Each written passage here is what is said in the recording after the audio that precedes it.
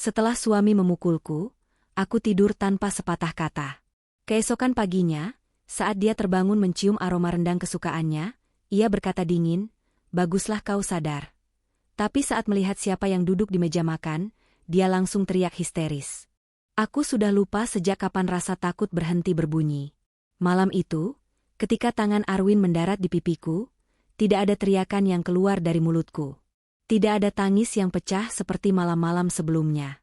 Yang ada hanya bunyi singkat, kering, berat, seperti pintu kayu tua yang ditutup paksa.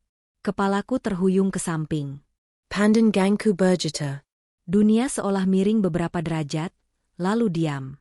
Aku berdiri di ruang tengah rumah kami. Rumah yang katanya megah. Langit-langit tinggi, lampu kristal, sofa mahal yang jarang diduduki bersama. Rumah yang tampak seperti keberhasilan, tetapi menyimpan banyak jejak diam yang tak pernah berani kusebut luka. Arwin berdiri di depanku dengan napas memburu. Matanya merah, rahangnya mengeras. Ia tidak berteriak. Justru itulah yang paling menakutkan. Ketika ia diam, aku tahu amarahnya sudah melewati batas suara. Amarah yang tidak butuh kata, karena tubuhku sudah hafal maknanya. "Kamu bikin aku malu," katanya akhirnya. Suaranya rendah, terkontrol, seolah ia sedang menegur bawahan, bukan istrinya sendiri. Aku tidak menjawab. Bukan karena aku tidak punya kata, tetapi karena aku tahu setiap kata hanya akan menjadi alasan berikutnya untuk tangannya kembali terangkat. Aku belajar itu dari banyak malam. Dari banyak permintaan maaf yang tidak pernah benar-benar diminta. Dari janji yang selalu datang setelah lebam berubah warna. Aku menunduk, lalu berjalan ke kamar tanpa berkata apapun. Langkah kakiku terasa asing. Seperti bukan kakiku sendiri yang bergerak. Setiap pijakan terdengar terlalu keras di telingaku, padahal lantai marmer itu dingin dan licin. Aku membuka pintu kamar, menutupnya perlahan, lalu menguncinya. Bukan untuk menghalangi Arwin, karena ia selalu punya kunci cadangan, melainkan untuk memberi diriku ilusi bahwa aku masih bisa memilih sesuatu, sekecil apapun. Aku duduk di tepi ranjang. Cermin besar di depan lemari memantulkan wajahku. Pipiku mulai memerah. Ada garis tipis di sudut bibir. Mataku kosong, seperti milik orang lain. Aku menatap pantulan itu lama sekali, mencoba mencari Ratna yang dulu. Perempuan yang pernah tertawa lepas, yang percaya cinta bisa mengalahkan segalanya. Yang kutemukan hanya perempuan yang terlalu lelah untuk menangis. Aku berbaring tanpa mengganti pakaian. Lampu kamar tidak kumatikan. Aku membiarkan cahaya putih itu menelanjangiku, seolah aku pantas dihukum karena masih bertahan di tempat ini. Tubuhku kaku. Setiap tarikan napas terasa berat, seperti ada tangan lain yang menekan dadaku dari dalam. Di luar kamar, kudengar langkah Arwin menjauh. Pintu depan dibuka dengan kasar, lalu ditutup keras. Suara mesin mobil menyala, kemudian menghilang. Ia pergi. Biasanya begitu. Setelah memukul, ia selalu butuh udara, sementara aku kehabisan napas. Aku memejamkan mata. Tidur datang bukan sebagai istirahat, melainkan sebagai pelarian. Aku jatuh ke dalamnya tanpa mimpi, tanpa doa, tanpa harapan bangun dengan keadaan berbeda. Dalam gelap itu, tubuhku mengingat semua pukulan lama. Ingatan itu menumpuk seperti lapisan debu di paru-paru, membuat setiap helaan semakin berat. Entah berapa lama aku terbaring, sampai aku terbangun oleh bunyi pesan di ponsel. Layarnya menyala di samping bantal. Pesan dari Arwin. Besok jangan drama. Masak yang benar. Aku menatap kalimat itu lama sekali. Tidak ada kata maaf. Tidak ada tanya kabar. Hanya perintah, seperti biasa. Seperti rutinitas yang tak pernah berubah. Aku mematikan layar tanpa membalas. Aku bangkit, berjalan ke kamar mandi. Air dingin menyentuh kulitku, membuatku menggigil. Aku membersihkan wajah, menatap kembali pantulan di cermin kecil. Lebam itu semakin jelas sekarang. Bukti yang tidak bisa disangkal, meski seringkali kupaksa untuk kuabaikan. Di dapur, kulihat panci-panci tergantung rapi. Pisau tersusun bersih. Kompor menjelap. Semua terlihat normal. Terlalu normal untuk rumah yang baru saja menjadi saksi kekerasan. Aku berdiri di sana beberapa menit, hanya menatap ruang itu. Dapur ini, tempat aku paling sering meminta maaf tanpa kata. Tempat aku memasak rendang setiap kali Arwin marah besar. Masakan favorite-nya. Masakan yang selalu membuatnya melunak, setidaknya untuk sementara. Daging dimasak lama, bumbu diaduk sabar. Seperti aku. Selalu sabar. Selalu lama. Selalu berharap hasilnya sepadan. Aku membuka kulkas. Mengeluarkan bahan-bahan. Tanganku bergerak otomatis. Seolah tubuhku sudah tahu apa yang harus dilakukan bahkan ketika hatiku ingin berhenti. Namun malam itu, ada sesuatu yang berbeda. Aku mengeluarkan secari kertas kecil dari saku bajuku. Kertas yang sudah lama kusimpan, terlipat rapi. Tulisan tangan tua di atasnya sedikit pudar, tetapi masih terbaca jelas. Resep rendang. Bukan resepku. Resep milik Ibu Arwin. Ia pernah memasaknya untukku sekali. Dulu sekali, ketika aku masih menjadi menantu baru. Perempuan itu pendiam. Matanya sering menunduk. Tangannya selalu gemetar saat memegang sendok kayu. Ia tersenyum kecil saat aku memuji masakannya, tetapi di balik senyum itu, aku melihat sesuatu yang kini baru kupahami. Tak lama setelah itu, ia meninggal. Katanya kecelakaan di dapur. Aku menelan ludah. Dadaku terasa sesak. Aku mulai memasak. Api kompor menyala pelan. Bumbu ditumis perlahan, aromanya naik sedikit demi sedikit, memenuhi dapur. Bau itu mengingatkanku pada banyak hal. Pada kepura-puraan damai, pada meja makan yang selalu sunyi, pada senyum Arwin setiap kali ia merasa menang. Kali ini, aku memasaknya tanpa harapan ingin dimaafkan. Aku memasaknya dengan niat yang bahkan belum sepenuhnya berani kusebutkan dalam hati. Saat panci mulai mendidih, aku mematikan api. Kupandangi rendang itu lama sekali. Uapnya naik pelan, seolah membawa sesuatu yang tak kasat mata. Aku menutup panci. Membersihkan dapur. Menyimpan semuanya rapi. Lalu aku kembali ke kamar, mengganti pakaian, dan mengambil tas kecil yang sudah lama kusiapkan. Isinya tidak banyak. Beberapa lembar pakaian, dokumen penting, dan ponsel. Aku duduk di tepi ranjang untuk terakhir kalinya malam itu. Menarik napas panjang. Tidak ada air mata. Tidak ada ucapan selamat tinggal. Aku melangkah keluar rumah ketika langit masih gelap. Meninggalkan rendang di dapur. Meninggalkan Arwin dengan keyakinannya sendiri. Meninggalkan diriku yang lama di balik pintu yang tertutup pelan. Aku tidak tahu apa yang akan terjadi besok pagi. Yang aku tahu, malam tanpa suara ini adalah awal dari sesuatu yang tidak bisa lagi dihentikan. Aku duduk di bangku dingin ruang tunggu kantor polisi ketika pagi akhirnya benar-benar tiba. Cahaya matahari menyelinap melalui jendela tinggi berlapis kaca buram, jatuh tepat di lantai, memantul tanpa suara. Bau kopi dari dispenser bercampur dengan aroma kertas dan debu lama. Tempat ini tidak ramah, tetapi jujur. Tidak berpura-pura hangat seperti rumahku semalam. Tanganku gemetar ketika ku genggam ponsel. Lebam di pipiku masih terasa perih setiap kali aku menggerakkan rahang. Aku mencoba bernapas pelan, menghitung detak jantung yang terlalu cepat. Aku belum bertemu siapapun. Belum bicara apapun. Namun tubuhku sudah seperti baru selesai berlari jauh. Di kepalaku, rumah itu terus muncul. Dapur yang bersih. Panci yang kutinggalkan di atas kompor. Rendang yang belum sempat dihidangkan, tetapi aromanya pasti sudah memenuhi ruang makan. Aku bisa membayangkan Arwin bangun dengan langkah berat, mengusap wajah, lalu berhenti sejenak ketika bau itu menyambutnya. Arwin selalu punya hubungan aneh dengan rendang. Ia bilang aroma itu menenangkan. Ia bilang itu mengingatkannya pada masa kecil yang sederhana. Sebelum uang datang, sebelum status membuatnya merasa kebal.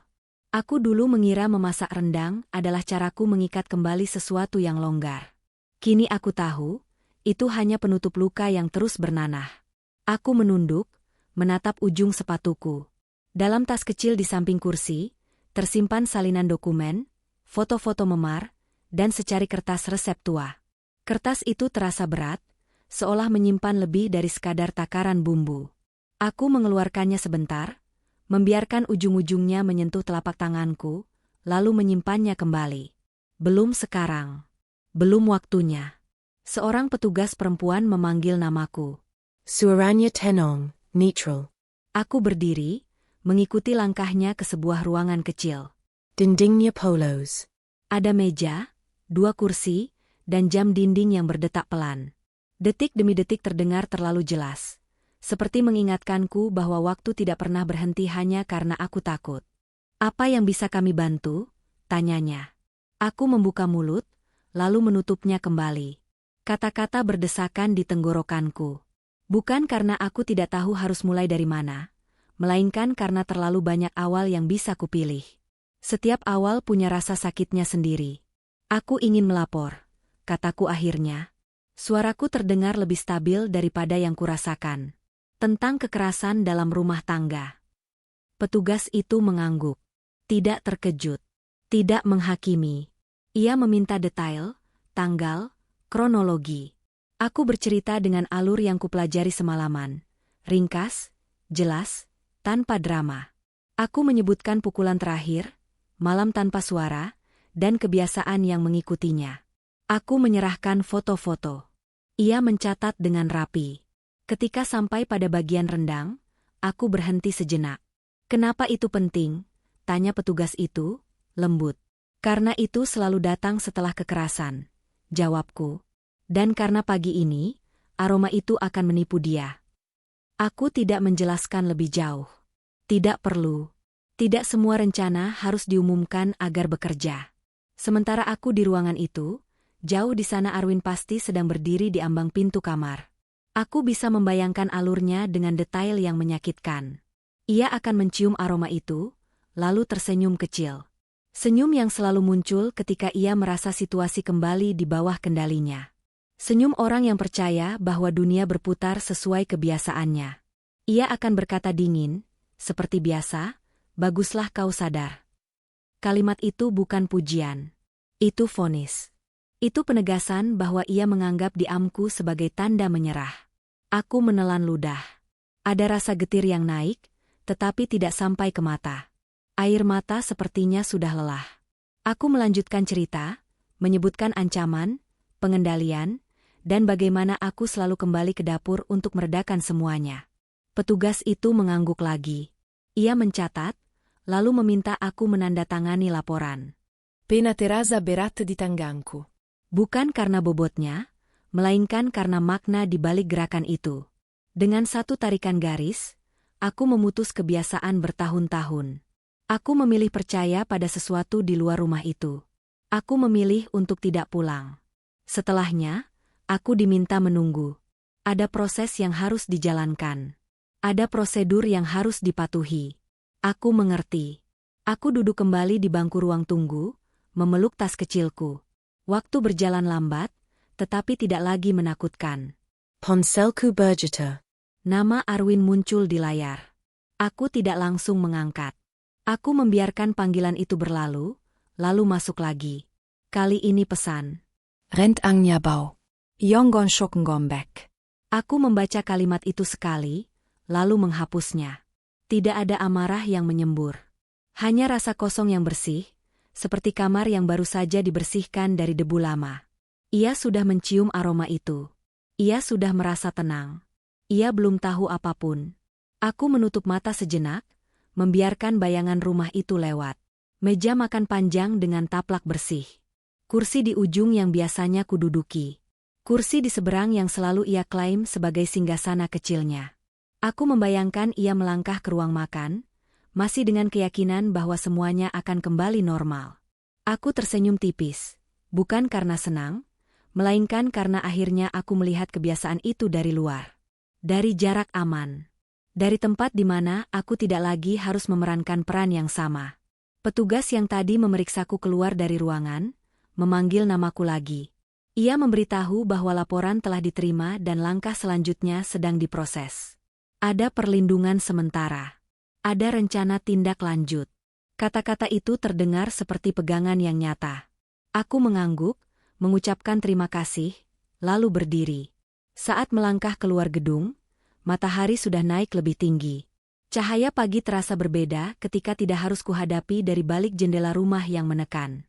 Udara luar segar, meski panas mulai merayap. Aku berhenti sejenak di trotoar. Menghirup napas dalam-dalam. Aroma rendang yang tadi memenuhi kepalaku perlahan memudar, digantikan bau aspal dan angin. Aku sadar, aroma bisa menipu, tetapi ingatan tidak pernah benar-benar hilang. Aku tidak tahu apa yang akan Arwin lihat di meja makan pagi itu. Aku tidak tahu bagaimana reaksinya ketika keyakinannya retak. Yang aku tahu, langkahku sudah menjauh dari dapur itu. Dan untuk pertama kalinya setelah waktu yang panjang, aku berjalan tanpa menoleh. Aku selalu percaya dapur adalah ruang paling jujur dalam sebuah rumah. Di sanalah orang membuka rahasia kecilnya. Lelah, lapar, rindu, atau amarah, tanpa perlu banyak kata.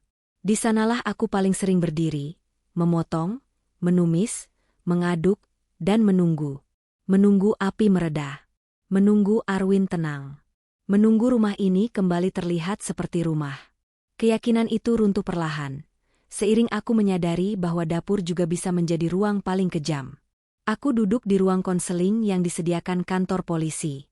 Ruangannya lebih hangat dari ruang pemeriksaan, tetapi tetap terasa kaku. Ada sofa 2 dudukan, meja kecil, dan lukisan abstrak di dinding. Perempuan di depanku, konselor itu, menatapku dengan sorot yang tidak menghakimi. Ia memintaku bercerita, bukan hanya tentang pukulan, tetapi tentang hidup yang mengelilinginya. Aku mulai dari dapur. Aku ceritakan bagaimana setiap kali Arwin marah besar, kakiku akan otomatis melangkah ke sana. Bagaimana tanganku tahu persis rak mana yang harus dibuka, pisau mana yang paling tajam, dan panci mana yang paling cepat panas. Bagaimana aroma bumbu yang ditumis seringkali lebih keras dari suara teriakannya. "Kenapa harus rendang?" tanya konselor itu. Aku terdiam sejenak. Pertanyaan itu terdengar sederhana, tetapi jawabannya tidak. Karena itu satu-satunya masakan yang bisa membuatnya diam, kataku pelan. Dan karena itu satu-satunya masakan yang membuatnya merasa pulang. Aku lalu menceritakan tentang ibunya. Ibu Arwin bukan perempuan yang banyak bicara. Ketika pertama kali aku menikah, aku sering menemukannya duduk di dapur lama rumah mereka, mengupas bawang dengan gerakan pelan. Matanya selalu menunduk, seolah lantai lebih layak ditatap daripada wajah orang. Tangannya gemetar, tetapi ia tetap memasak dengan teliti, seakan rasa adalah satu-satunya hal yang masih bisa ia kendalikan. Ia pernah mengajarkanku rendang. Bukan dengan banyak instruksi, melainkan dengan contoh. Ia menunjukkan kapan harus mengecilkan api, kapan harus sabar menunggu daging empuk, dan kapan harus berhenti mengaduk agar santan tidak pecah. Di sela-sela itu, ia bercerita sedikit tentang masa kecil Arwin. Tentang seorang anak lelaki yang sering bersembunyi di bawah meja makan ketika ayahnya pulang dengan bau alkohol dan suara keras. Ayahnya keras, katanya waktu itu, hampir berbisik. Kalau marah, dapur ini jadi tempat paling berbahaya. Kalimat itu melekat di kepalaku, meski saat itu aku belum sepenuhnya paham. Beberapa waktu setelahnya, ia meninggal. Arwin menyebutnya kecelakaan. Katanya ibunya terpeleset di dapur, kepalanya membentur sudut meja. Cerita itu diterima begitu saja oleh banyak orang. Tidak ada penyelidikan panjang. Tidak ada pertanyaan lanjutan. Perempuan pendiam memang seringkali mati tanpa suara. Aku ingat hari pemakamannya. Arwin berdiri tegak, wajahnya kaku, tidak menangis. Ia hanya bilang, "Sudah takdir." Lalu beberapa bulan kemudian, ketika amarahnya mulai sering muncul, aku melihat pola yang sama. Nada suara yang sama. Tatapan yang sama. Dapur yang sama. Konselor itu mendengarkan tanpa menyela. Ketika aku selesai, ia berkata pelan, "Kekerasan sering diwariskan, Ratna. Bukan melalui darah, tapi melalui ingatan yang tidak pernah disembuhkan." Kalimat itu menghantamku lebih keras daripada pukulan Arwin. Aku teringat setiap kali ia memukul, lalu memasang wajah dingin. Setiap kali ia makan rendang dengan lahap, seolah sedang menelan kembali masa kecilnya. Seolah aku adalah ibunya, dan ia adalah ayahnya, memainkan ulang adegan lama dengan pemeran yang berbeda. Aku meremas tanganku sendiri. Ada rasa muak yang naik, bukan hanya pada Arwin, tetapi pada diriku yang terlalu lama membiarkan peran itu terus berjalan. Sore itu, aku diminta menandatangani beberapa dokumen tambahan. Ada jadwal pemeriksaan lanjutan. Ada tawaran rumah aman jika aku membutuhkannya. Aku mengangguk, menyimpan semua informasi itu dengan hati-hati. Di dalam tas, resep rendang tua itu masih ada. Kertasnya semakin lembek karena sering kugenggam. Saat aku melangkah keluar gedung, langit mulai menguning. Aku berhenti di depan sebuah warung kecil, membeli teh hangat, lalu duduk di bangku plastik. Uap dari gelas naik perlahan, mengingatkanku pada uap rendang semalam. Untuk pertama kalinya, aroma itu tidak membuatku ingin menangis. Aku membuka kertas resep itu lagi. Membaca setiap baris dengan saksama. Takaran, urutan, catatan kecil di pinggir kertas. Di sudut bawah, ada tulisan tangan kecil yang baru kusadari, sabar itu bukan diam. Aku menutup mata. Dadaku terasa sesak, tetapi kali ini ada ruang untuk bernapas. Di kejauhan, ponselku kembali bergetar. Bukan dari Arwin. Nomor tak dikenal. Aku mengangkatnya. Bu Ratna, suara di seberang terdengar resmi. Kami dari kepolisian. Ada perkembangan terkait laporan Anda. Aku menggenggam ponsel lebih erat. Jantungku berdetak cepat, tetapi bukan karena takut. Ada perasaan lain yang mulai tumbuh. Tegang, ya, tetapi juga tegas. Sesuatu yang selama ini terkubur di balik wajan dan panci. Aku mendengarkan dengan saksama. Tentang langkah berikutnya. Tentang kemungkinan pemanggilan Arwin. Tentang waktu yang tidak lama lagi akan memaksanya berhadapan dengan apa yang selama ini ia kira bisa ia kubur. Setelah telepon ditutup, aku menatap langit senja. Warna oranye dan merah bercampur, seperti bara yang belum padam. Aku sadar, dapur bukan sekadar tempat memasak. Ia adalah panggung ingatan. Dan ingatan yang diwariskan tanpa disembuhkan akan selalu mencari korban baru. Kali ini, aku menolak menjadi korban itu. Malam kembali datang, tetapi kali ini aku tidak menyambutnya dari balik pintu rumahku sendiri. Aku berada di kamar kecil sebuah rumah aman yang alamatnya tidak boleh kusebutkan, bahkan di kepalaku. Dindingnya putih, ranjangnya sempit, dan jendelanya hanya terbuka sedikit.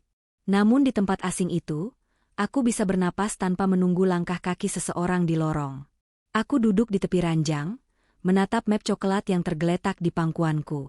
Di dalamnya, ada salinan laporan, foto-foto memar, dan catatan kronologi yang kutulis dengan tangan gemetar tetapi jujur. Setiap lembar kertas seperti menambah bobot di dadaku. Bukan karena menyesal, melainkan karena akhirnya semua yang selama ini tersembunyi menjadi nyata. Aku teringat ucapan konselor siang tadi. Kekerasan seringkali tak terlihat karena kita diajari untuk menyembunyikannya. Kalimat itu terus berputar di kepalaku, menyatu dengan bunyi kipas angin yang berdengung pelan. Aku menyadari betapa pandainya aku selama ini menutup-nutupi. Senyum palsu di depan tetangga. Alasan klise tentang jatuh di kamar mandi. Baju berlengan panjang di tengah udara panas. Semua itu kulakukan bukan hanya untuk melindungi Arwin, tetapi juga untuk melindungi diriku dari pertanyaan yang tidak siap kujawab. Pagi tadi, setelah keluar dari kantor polisi, aku sempat duduk lama di halte. Aku menatap lalu lalang orang-orang yang sibuk dengan hidupnya masing-masing. Tidak ada yang tahu bahwa di balik wajah tenangku, ada rumah yang runtuh. Tidak ada yang tahu bahwa aku baru saja memutuskan tali yang selama ini mencekiku pelan-pelan. Telepon dari penyidik kembali terngiang di telingaku. Ia menjelaskan bahwa Arwin akan dipanggil untuk dimintai keterangan. Bahwa ada prosedur yang harus diikuti. Bahwa proses ini mungkin tidak singkat dan tidak selalu mudah. Aku mengangguk meski ia tidak bisa melihatku. Aku sudah terlalu lama hidup dalam sesuatu yang tidak mudah. Aku siap. Di sela-sela penjelasan itu, ada jeda hening yang canggung. Lalu ia berkata, Bu Ratna, ada satu hal lagi. Kami menerima laporan dari tetangga Anda. Katanya pagi ini terjadi keributan di rumah. Aku terdiam. Keributan seperti apa? Tanyaku. Katanya ada teriakan. Teriakan histeris. Bukan dari ibu. Aku menutup mata. Bayangan ruang makan itu muncul lagi. Meja panjang. Kursi-kursi yang tertata rapi. Panci rendang yang uapnya naik perlahan. Aku membayangkan Arwin berdiri terpaku, wajahnya memucat, pikirannya dipenuhi sesuatu yang tidak bisa ia jelaskan dengan logika. Aku tidak merasa puas. Tidak juga merasa bersalah. Yang ada hanya kesadaran dingin bahwa sesuatu yang lama terkubur akhirnya bergerak. Di kamar rumah aman itu, aku bangkit dan berjalan ke jendela. Di luar, lampu jalan menyala satu persatu. Kaya kunintia memantul di aspal basa. Aku menyentuhkan dahi ke kaca, merasakan dinginnya. Untuk pertama kalinya, aku menyadari betapa lama aku hidup tanpa menyentuh rasa dingin yang jujur. Aku teringat momen ketika pertama kali memutuskan untuk melapor. Bukan ketika pukulan itu mendarat, melainkan ketika aku menyadari bahwa diamku selama ini tidak menyelamatkan siapapun. Bahkan tidak menyelamatkanku. Diam hanya membuat kekerasan punya ruang untuk berulang, beranak, dan diwariskan. Ponselku berbunyi lagi. Kali ini pesan dari nomor yang tak kusimpan, tetapi langsung kukenal. Ratna, kamu di mana? Jangan main hilang. Ini keterlaluan. Aku membaca pesan itu tanpa reaksi. Tidak ada lagi rasa takut yang biasanya menyertai namanya. Aku membalas singkat, jari-jariku mantap. Aku aman. Dan aku sudah melapor. Pesan itu terkirim. Tidak ada jalan untuk menariknya kembali. Aku menunggu balasan, tetapi tidak datang. Mungkin Arwin sedang sibuk dengan kekacauan di kepalanya sendiri. Mungkin ia baru mulai memahami bahwa kendali tidak selalu bertahan selamanya. Keesokan harinya, aku dipanggil kembali ke kantor polisi untuk melengkapi keterangan. Aku datang dengan langkah lebih tegap. Di ruang yang sama seperti sebelumnya, aku menceritakan ulang kronologi, kali ini dengan detail yang lebih tajam. Aku tidak lagi menyingkat. Aku menyebutkan kata memukul tanpa menggantinya dengan istilah yang lebih halus. Aku menyebutkan rasa sakit tanpa merendahkannya. Penyidik itu mengangguk, mencatat, lalu berkata, "Bu Ratna, keberanian Anda penting. Banyak kasus berhenti karena korban menarik laporan." Aku tersenyum kecil. "Saya tidak akan menariknya," jawabku, dan untuk pertama kalinya, aku benar-benar percaya pada ucapanku sendiri. Sebelum aku pergi, aku menyerahkan satu hal lagi. Kertas resep rendang itu. Penyidik menatapnya dengan alis sedikit terangkat. "Apa ini?" tanyanya. "Bagian dari cerita," kataku. "Dan mungkin, bagian dari kebenaran." Ia menerima kertas itu, menyimpannya bersama berkas lain. Aku tidak tahu bagaimana nanti benda kecil itu akan berperan. Yang aku tahu, aku sudah berhenti menyimpannya sendirian. Sore itu, ketika aku kembali ke rumah aman, aku duduk di lantai kamar, menyandarkan punggung ke dinding. Tubuhku lelah, tetapi pikiranku jernih. Aku menyadari bahwa melapor bukan akhir dari segalanya. Ia hanyalah pintu pertama yang kubuka setelah bertahun-tahun terkunci. Di balik pintu itu, ada ketakutan baru, ya. Ada kemungkinan sakit yang berbeda. Namun ada juga ruang untuk diriku sendiri. Ruang yang tidak dipenuhi teriakan, perintah, atau aroma rendang yang menipu. Aku memejamkan mata, membiarkan kelelahan mengambil alih. Di dalam gelap, aku tidak lagi melihat dapur itu sebagai tempat aku harus kembali. Aku melihatnya sebagai saksi yang akhirnya bicara, meski lewat caraku sendiri. Laporan itu mungkin tak terlihat oleh banyak orang. Namun bagiku, ia adalah suara paling keras yang pernah kuucapkan. Pagi itu aku bangun sebelum matahari benar-benar naik. Bukan karena mimpi buruk, melainkan karena kebiasaan lama yang belum sepenuhnya pergi. Tubuhku masih mengingat jam-jam ketika aku harus bangun lebih dulu, memastikan rumah rapi sebelum Arwin membuka mata. Di rumah aman ini, kebiasaan itu terasa ganjil, seperti refleks yang tersisa setelah luka sembuh. Aku duduk di tepi ranjang, memijat pelipis. Di luar jendela, burung-burung bertengger di kabel listrik, berkicau tanpa peduli pada urusan manusia. Ada ketenangan yang asing, tetapi juga rapuh. Aku tahu, di tempat lain, pagi ini tidak berjalan setenang ini. Teleponku berjuta. Nama penyidik muncul di layar. Aku mengangkatnya dengan napas tertahan. Ja, jawabku. "Bu Ratna," katanya, suaranya terdengar serius namun terkendali. "Kami ingin memberitahu perkembangan. Pagi ini, saat petugas mendatangi rumah Anda untuk pemanggilan, terjadi sesuatu." Aku tidak langsung bertanya.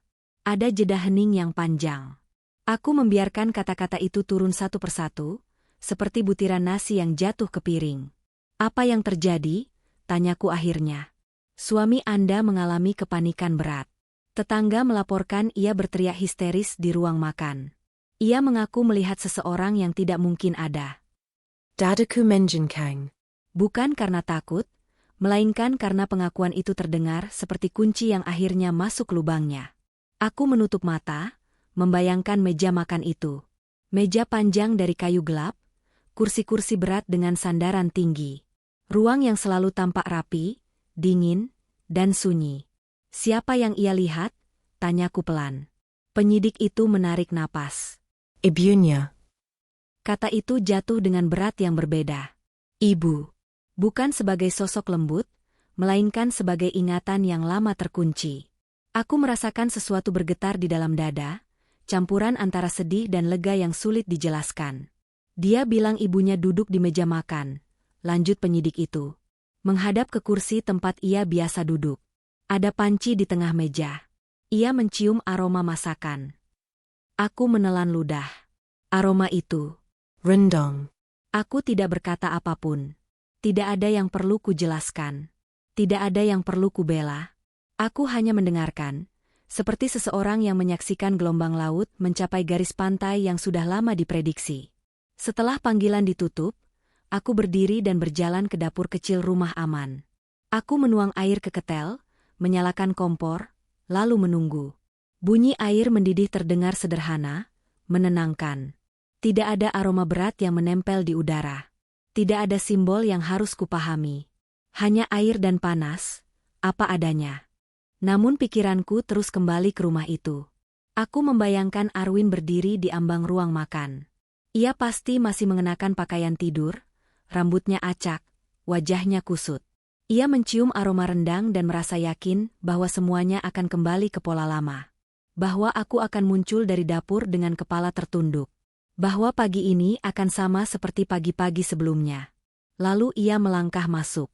Dan yang ia lihat bukan aku. Ia melihat ibunya duduk tegak di kursi yang jarang ia perhatikan. Pakaian lusuh yang pernah ia lihat bertahun-tahun lalu. Wajah dengan lebam yang tidak pernah ia akui keberadaannya. Tangan yang gemetar menyuapi diri sendiri, seperti seseorang yang sudah terlalu lama belajar bertahan tanpa bantuan. Aku membayangkan suara sendok menyentuh piring. Pelen, beraroma. Suara yang tidak menuntut, tetapi menuduh dengan caranya sendiri. Kamu selalu suka rendang setelah memukul perempuan. Kalimat itu terucap dalam pikiranku dengan jelas, seolah aku mendengarnya langsung. Aku merinding. Bukan karena takut pada penampakan, melainkan karena kebenaran yang dibawanya. Kalimat itu bukan kutukan. Ia adalah cermin. Aku duduk di kursi dapur rumah aman, memeluk cangkir teh hangat. Tangan-tanganku mulai tenang. Aku menyadari sesuatu yang penting, apa yang Arwin lihat bukanlah arwah yang datang untuk menakut-nakuti. Ia adalah ingatan yang menolak lagi disangkal. Ingatan tentang seorang perempuan yang mati di dapur, tentang seorang anak yang tumbuh di tengah teriakan, tentang kekerasan yang diwariskan dan diteruskan. Siang hari, penyidik kembali menghubungiku. Ia meminta aku datang untuk memberikan keterangan tambahan. Aku menyanggupi. Aku mengenakan pakaian sederhana, menyisir rambut, lalu melangkah keluar. Setiap langkah terasa lebih mantap dari hari sebelumnya. Di ruang pemeriksaan, aku duduk berhadapan dengan dua orang penyidik. Mereka menanyakan detail tentang Ibu Arwin. Tentang hari-hari terakhirnya. Tentang resep rendang itu. Aku menjawab setenang mungkin, menyusun kata-kata agar tidak menjadi tuduhan, melainkan fakta. Apa ibu percaya yang dilihat suami Anda itu nyata? Tanya salah satu dari mereka. Aku berpikir sejenak. Nyata sebagai wujud? Mungkin tidak, jawabku. Tapi nyata sebagai ingatan? Sangat. Mereka saling pandang. Salah satunya mencatat kalimatku. Aku tidak merasa sedang memenangkan apapun. Tidak ada rasa puas yang mengembang. Yang ada hanyalah kesadaran bahwa kebenaran seringkali datang dengan cara yang tidak kita pilih. Kadang melalui dokumen dan tanda tangan. Kadang melalui aroma yang membangunkan masa lalu. Sore itu, ketika aku kembali ke rumah aman, matahari condong ke barat. Cahaya keemasan menyelinap melalui jendela, jatuh di lantai, membentuk garis panjang. Aku berdiri di sana, menatapnya, dan untuk pertama kalinya aku merasa tidak sedang dikejar oleh bayanganku sendiri. Meja makan yang salah itu akhirnya memperlihatkan fungsinya. Bukan sebagai tempat berdamai palsu, melainkan sebagai saksi. Saksi bahwa apapun yang disapu ke bawah karpet suatu hari akan kembali, duduk rapi, dan menunggu untuk dilihat. Dan aku tahu, pagi itu hanyalah awal dari runtuhnya keyakinan Arwin. Aku berada di lorong kantor polisi ketika aku mendengar kabar itu untuk kedua kalinya. Bukan dari penyidik, melainkan dari percakapan singkat dua petugas yang lewat dengan langkah tergesa. Nada suara mereka rendah, tetapi cukup jelas untuk menangkap satu kata yang membuat langkah kakiku berhenti. Hysteris. Kata itu biasanya tidak pernah dipasangkan dengan nama Arwin. Lelaki yang selalu bicara terukur, yang mengendalikan rapat dan orang-orang dengan tatapan tajam. Lelaki yang percaya bahwa suara paling keras di rumah adalah miliknya. Namun pagi ini, kata itu melekat padanya seperti pakaian yang salah ukuran. Aku duduk di bangku lorong, punggungku menempel pada dinding dingin. Di hadapanku, pintu-pintu ruangan tertutup rapat, menyimpan cerita orang lain yang juga datang membawa beban masing-masing. Aku menunggu giliran dipanggil untuk pemeriksaan lanjutan. Tanganku terlipat di pangkuan, jemariku saling mengunci. Aku merasa tenang dengan cara yang aneh. Seolah aku berdiri di luar badai yang akhirnya menghantam orang lain. Penyidik yang menangani laporanku keluar dari ruangan. Ia menatapku sejenak, lalu mengangguk kecil, mempersilahkanku masuk. Di dalam, ruangan itu terasa lebih sempit dari sebelumnya. Mungkin karena udara yang dipenuhi informasi baru. Aku duduk, mendengarkan dengan saksama. "Bu Ratna," katanya, "kami sudah memanggil suami Anda. Ia datang, tetapi kondisinya tidak stabil." Aku tidak langsung bereaksi. Aku menunggu kelanjutan. Ia terus mengatakan bahwa rumah itu tidak aman. Bahwa ada seseorang di sana. Ia berteriak, menangis, lalu marah. Emosinya naik turun. Aku membayangkan Arwin di kursi yang biasa ia duduki saat menginterogasi orang lain. Tangannya mungkin bergetar. Rahangnya mungkin tak lagi kokoh. Aku membayangkan matanya yang selama ini menatapku dari atas, kini menatap ruang kosong yang tidak bisa ia kendalikan. "Dia menyalahkan saya?" tanyaku. Penyidik itu menggeleng. Ia menyalahkan banyak hal. Anda, kami, bahkan dirinya sendiri. Tapi yang paling sering ia ulangi adalah satu hal. Apa? Bau masakan. Aku menghela napas pelan. Bau itu kembali lagi. Aroma yang selama ini menjadi penutup, kini berubah menjadi pembuka. Pembuka luka yang tidak pernah ia izinkan untuk dibersihkan. Aku teringat malam-malam ketika Arwin duduk di meja makan, mengunyah dengan lahap, sementara aku berdiri di dapur, memastikan panci tetap hangat. Ia jarang memuji. Paling jauh, ia hanya berkata, "Lumayan." Namun dari cara ia menambah nasi, aku tahu rendang bekerja.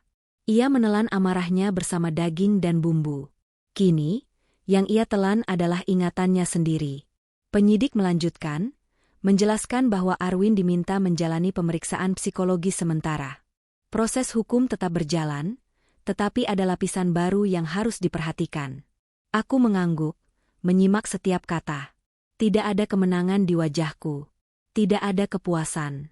Yang ada hanya rasa selesai pada satu bab panjang dalam hidupku. Keluar dari ruangan itu, aku berdiri di dekat jendela lorong. Di luar, hujan turun rintik-rintik. Butirannya membentur kaca, menciptakan irama yang teratur. Aku teringat jeritan yang diceritakan petugas.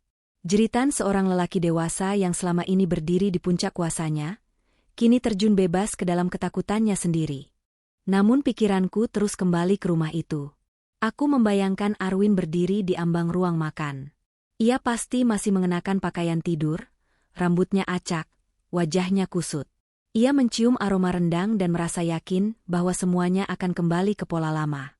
Bahwa aku akan muncul dari dapur dengan kepala tertunduk. Bahwa pagi ini akan sama seperti pagi-pagi sebelumnya. Lalu ia melangkah masuk. Dan yang ia lihat bukan aku. Ia melihat ibunya duduk tegak di kursi yang jarang ia perhatikan. Pakaian lusuh yang pernah ia lihat bertahun-tahun lalu. Wajah dengan lebam yang tidak pernah ia akui keberadaannya. Tangan yang gemetar menyuapi diri sendiri, seperti seseorang yang sudah terlalu lama belajar bertahan tanpa bantuan. Aku membayangkan suara sendok menyentuh piring. Pelen, beraroma. Suara yang tidak menuntut, tetapi menuduh dengan caranya sendiri. Kamu selalu suka rendang setelah memukul perempuan. Kalimat itu terucap dalam pikiranku dengan jelas, seolah aku mendengarnya langsung. Aku merinding. Bukan karena takut pada penampakan, melainkan karena kebenaran yang dibawanya. Kalimat itu bukan kutukan. Ia adalah cermin. Aku duduk di kursi dapur rumah aman, memeluk cangkir teh hangat. Tangan-tanganku mulai tenang. Aku menyadari sesuatu yang penting, apa yang Arwin lihat bukanlah arwah yang datang untuk menakut-nakuti. Ia adalah ingatan yang menolak lagi disangkal. Ingatan tentang seorang perempuan yang mati di dapur, tentang seorang anak yang tumbuh di tengah teriakan, tentang kekerasan yang diwariskan dan diteruskan. Pintu ruangan terbuka. Arwin masuk, dikawal 2 petugas. Aku hampir tidak mengenalinya. Bahannya turun. Wajahnya pucat. Matanya cekung, seperti seseorang yang sudah lama tidak tidur. Ketika pandangannya bertemu dengan pandanganku, tidak ada amarah di sana. Tidak ada pula kesombongan. Yang ada hanyalah kebingungan yang telanjang. Ia membuka mulut, tetapi tidak ada kata yang keluar. Aku menatapnya dengan tenang. Tidak menantang. Tidak memohon. Aku tidak perlu mengatakan apapun. Diamku kali ini bukan senjata yang ia kenal. Diamku kali ini adalah batas. Arwin menunduk lebih dulu. Petugas memisahkan kami lagi. Aku berdiri, merapikan tas di bahuku. Saat melangkah keluar ruangan, aku mendengar suaranya pecah di belakangku, seperti seseorang yang baru menyadari bahwa tanah di bawah kakinya sudah lama hilang. Aku tidak menoleh. Jeritan lelaki berkuasa itu tidak lagi memanggilku. Ia menjadi gema yang perlahan memudar, tertinggal di ruang-ruang yang tidak lagi kuanggap rumah. Dan di dadaku, untuk pertama kalinya, ada ruang kosong yang tidak ingin segera kuisi dengan ketakutan. Hari sidang itu datang lebih cepat dari yang kuduga. Bukan karena prosesnya dipercepat, melainkan karena pikiranku sudah lama berjalan mendahului waktu. Sejak aku meninggalkan rumah itu, setiap hari terasa seperti hitungan mundur menuju satu titik yang tak bisa dielakkan. Aku duduk di bangku pengunjung ruang sidang dengan punggung tegak. Tanganku tidak lagi gemetar. Bahkan ketika namaku dipanggil, langkah kakiku terdengar mantap di lantai yang dingin. Aku berdiri sebagai saksi, tetapi juga sebagai seseorang yang akhirnya berdiri di hadapan kebenarannya sendiri. Arwin duduk di kursi terdakwa. Ia mengenakan kemeja rapi, rambut disisir, wajah dipoles ketenangan palsu. Dari kejauhan, ia masih tampak seperti lelaki berwibawa yang dulu sering dipuja orang. Namun aku tahu, lapisan itu rapuh. Aku melihatnya dari cara matanya terus bergerak, seolah mencari sesuatu yang tidak ada di ruangan itu. Hakim mempersilahkanku bicara. Suaraku keluar jernih, nyaris mengejutkanku sendiri. Aku menceritakan semuanya dari awal. Bukan dengan nada menghibah, melainkan dengan urutan yang rapi. Tentang malam tanpa suara. Tentang pagi dengan aroma yang menipu. Tentang dapur yang selalu menjadi tempat aku menenangkan luka orang lain, sambil mengabaikan lukaku sendiri. Ketika aku sampai pada bagian rendang, suasana ruang sidang berubah.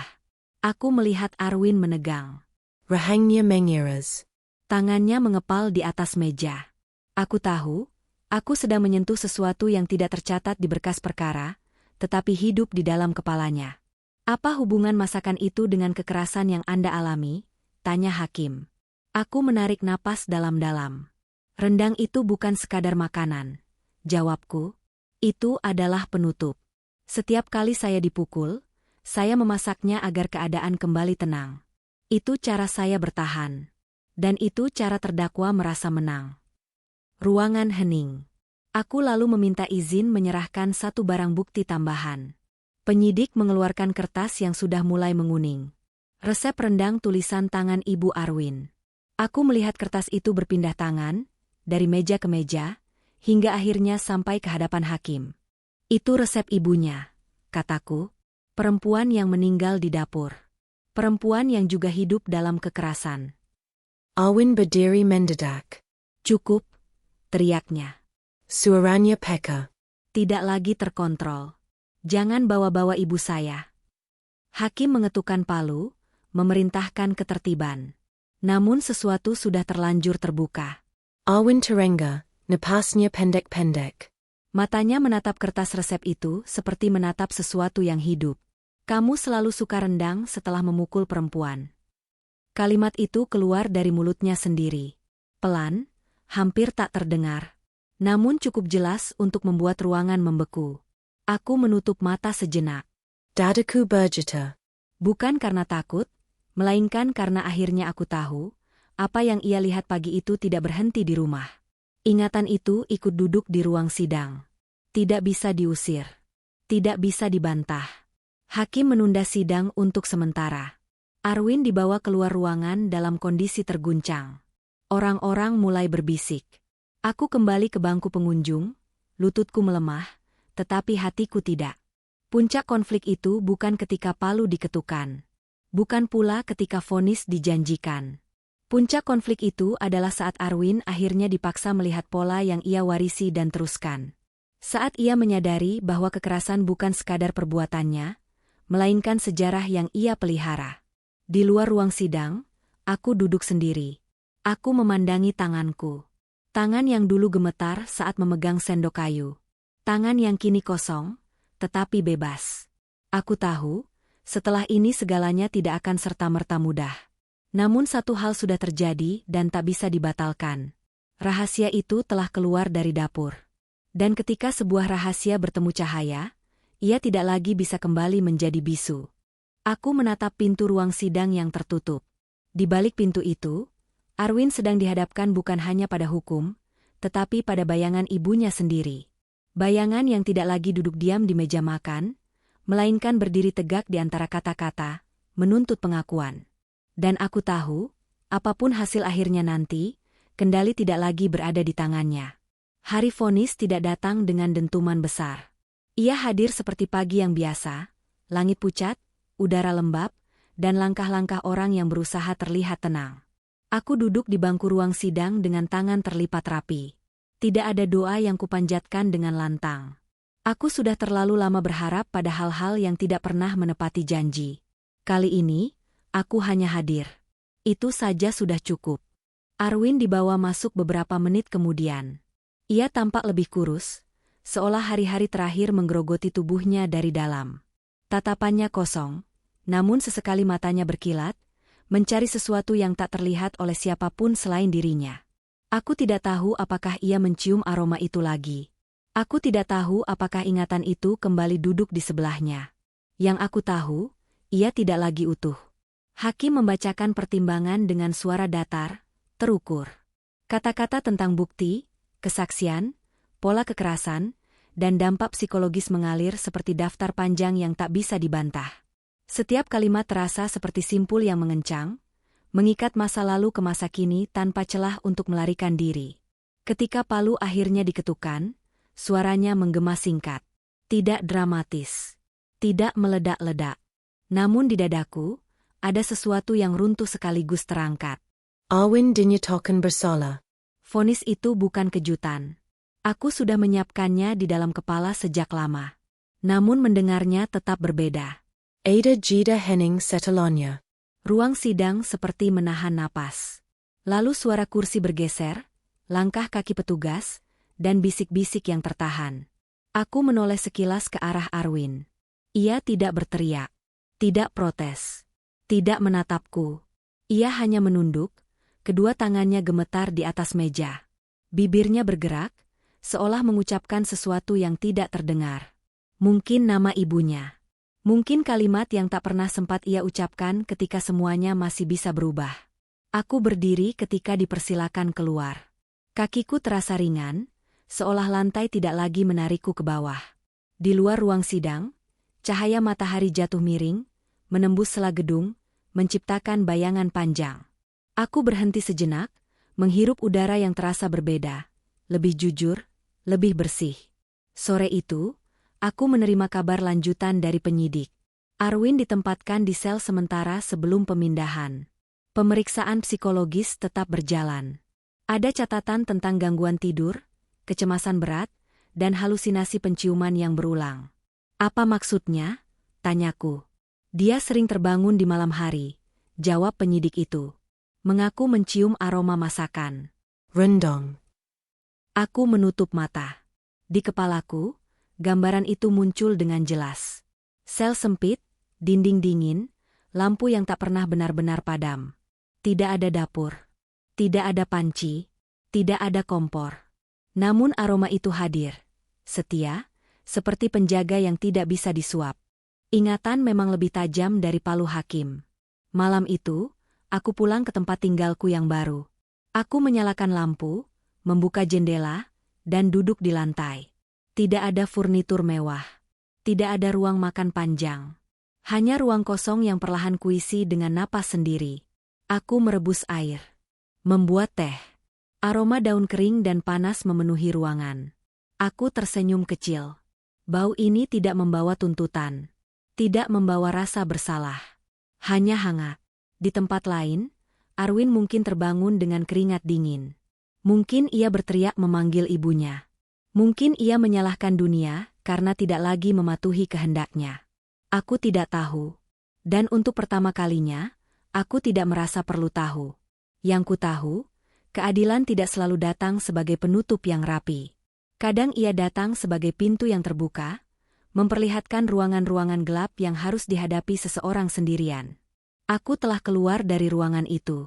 Arwin baru saja memasukinya.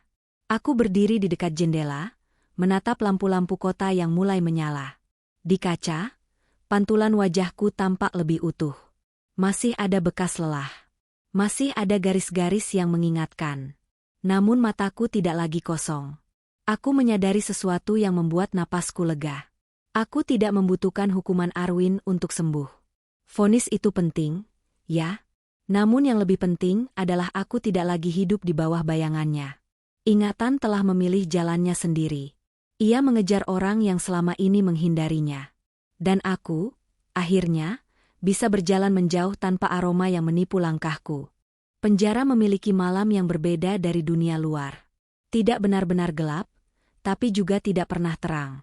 Lampu-lampu koridor menyala tanpa belas kasihan, membuat bayangan menempel di dinding seperti noda yang tidak bisa dibersihkan. Aku tidak berada di sana, tentu saja. Namun entah bagaimana, bayangan itu sampai kepadaku melalui cerita-cerita yang kudengar, laporan-laporan yang kubaca, dan firasat yang tak pernah benar-benar pergi. Beberapa minggu setelah vonis, aku dipanggil untuk melengkapi berkas administratif terakhir. Proses hukum memang sudah selesai, tetapi sisa-sisanya masih harus dibereskan. Di ruang kecil yang dingin itu, seorang petugas bercerita tanpa ekspresi berlebihan, seolah sedang membahas cuaca. Arwin sering bermasalah di malam hari. Katanya, bukan kekerasan. Lebih ke gangguan. Aku mengangguk pelan, meminta ia melanjutkan. Dia terbangun hampir setiap malam. Menggedor pintu sel. Mengaku ada bau rendang yang sangat kuat.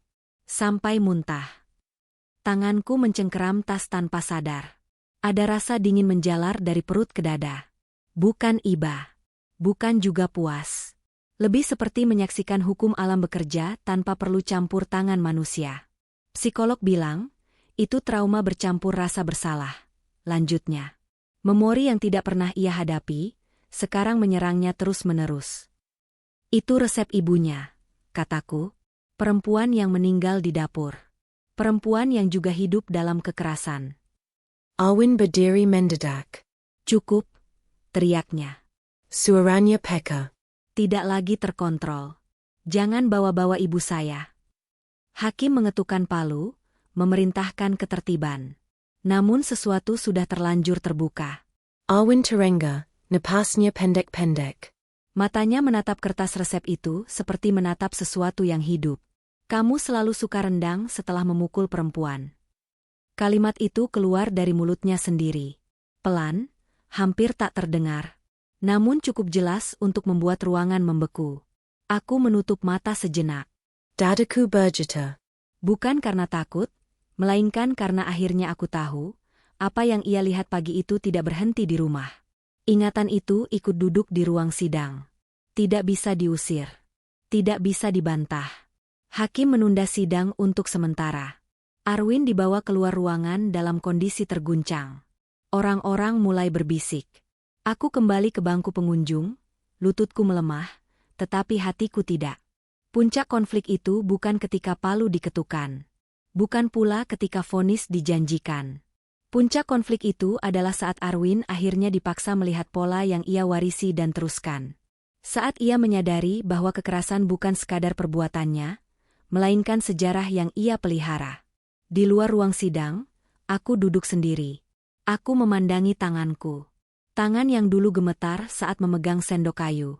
Tangan yang kini kosong, tetapi bebas. Aku tahu, setelah ini segalanya tidak akan serta-merta mudah.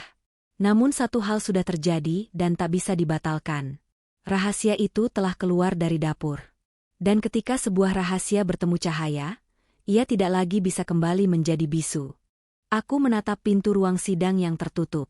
Di balik pintu itu, Arwin sedang dihadapkan bukan hanya pada hukum, tetapi pada bayangan ibunya sendiri. Bayangan yang tidak lagi duduk diam di meja makan, melainkan berdiri tegak di antara kata-kata, menuntut pengakuan. Dan aku tahu, apapun hasil akhirnya nanti, kendali tidak lagi berada di tangannya. Hari vonis tidak datang dengan dentuman besar. Ia hadir seperti pagi yang biasa, langit pucat, udara lembab, dan langkah-langkah orang yang berusaha terlihat tenang. Aku duduk di bangku ruang sidang dengan tangan terlipat rapi. Tidak ada doa yang kupanjatkan dengan lantang. Aku sudah terlalu lama berharap pada hal-hal yang tidak pernah menepati janji. Kali ini, aku hanya hadir. Itu saja sudah cukup. Arwin dibawa masuk beberapa menit kemudian. Ia tampak lebih kurus, seolah hari-hari terakhir menggerogoti tubuhnya dari dalam. Tatapannya kosong, namun sesekali matanya berkilat, mencari sesuatu yang tak terlihat oleh siapapun selain dirinya. Aku tidak tahu apakah ia mencium aroma itu lagi. Aku tidak tahu apakah ingatan itu kembali duduk di sebelahnya. Yang aku tahu, ia tidak lagi utuh. Hakim membacakan pertimbangan dengan suara datar, terukur. Kata-kata tentang bukti, kesaksian, pola kekerasan, dan dampak psikologis mengalir seperti daftar panjang yang tak bisa dibantah. Setiap kalimat terasa seperti simpul yang mengencang, mengikat masa lalu ke masa kini tanpa celah untuk melarikan diri. Ketika palu akhirnya diketukan, suaranya menggema singkat. Tidak dramatis. Tidak meledak-ledak. Namun di dadaku, ada sesuatu yang runtuh sekaligus terangkat. Arwin dinyatakan bersalah. Vonis itu bukan kejutan. Aku sudah menyiapkannya di dalam kepala sejak lama. Namun mendengarnya tetap berbeda. Ada jeda hening setelahnya.